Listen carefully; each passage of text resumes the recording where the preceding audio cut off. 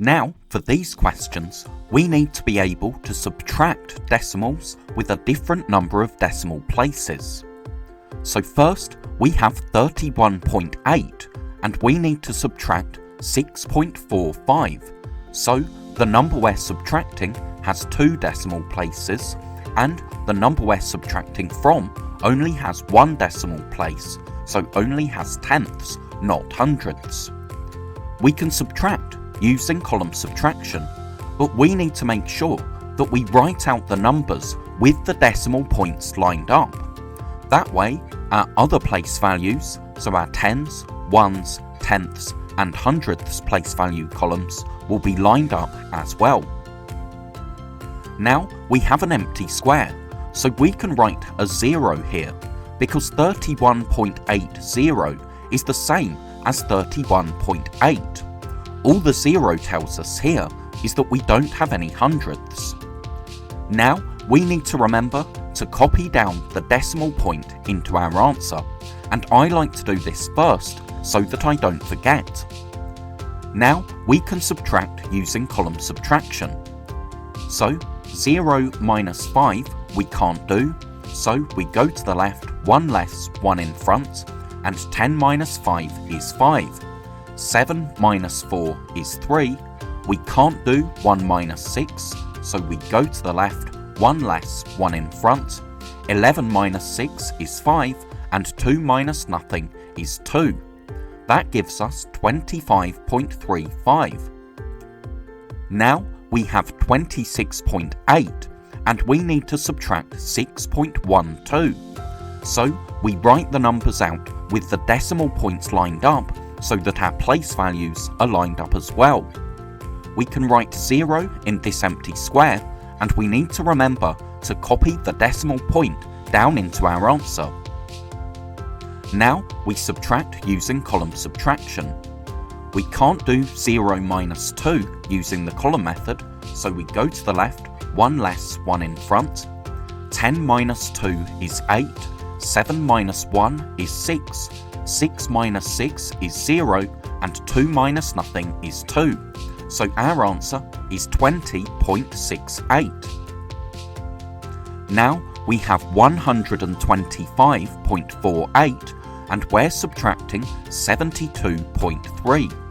So it's really important here that we have our decimal points lined up so that the other place values in our question are lined up as well. We can write a 0 in this empty square because 72.30 is the same as 72.3.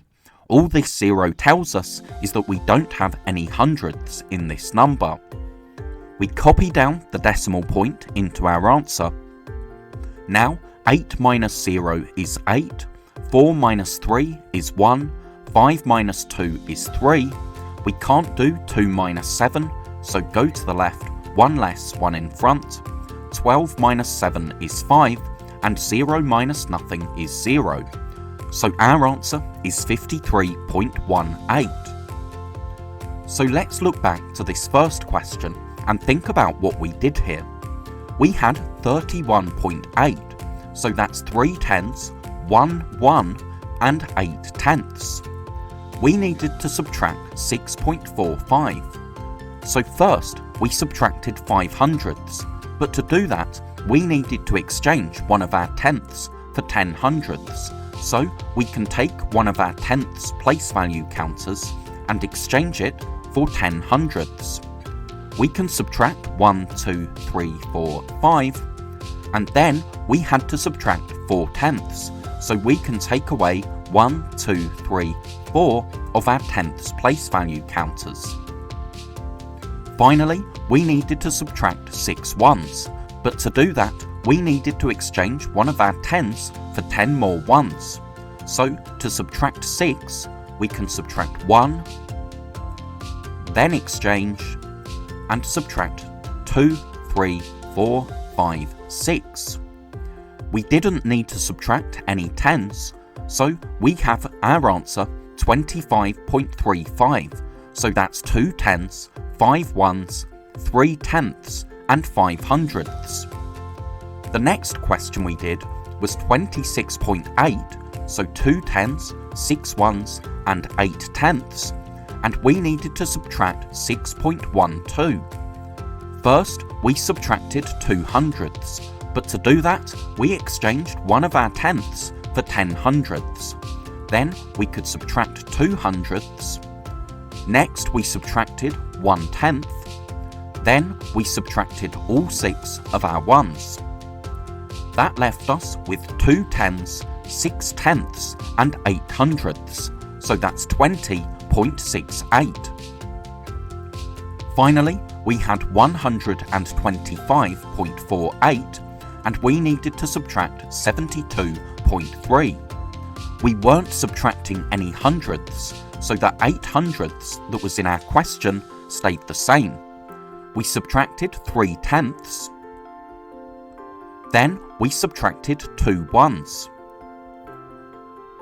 Next, we had to subtract 7 tens, but to do that, we needed to exchange our 100 for 10 more tens. So we can subtract 1, 2, 3, 4, 5, 6, 7 tens, and that leaves us with 5 tens, 3 ones, 1 tenth, and 8 hundredths. So that's 53.18. Thank you so much for watching. I really hope that was helpful.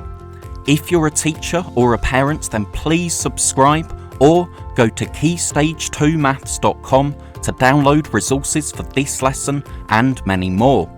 That's all for now. I'll see you in the next video.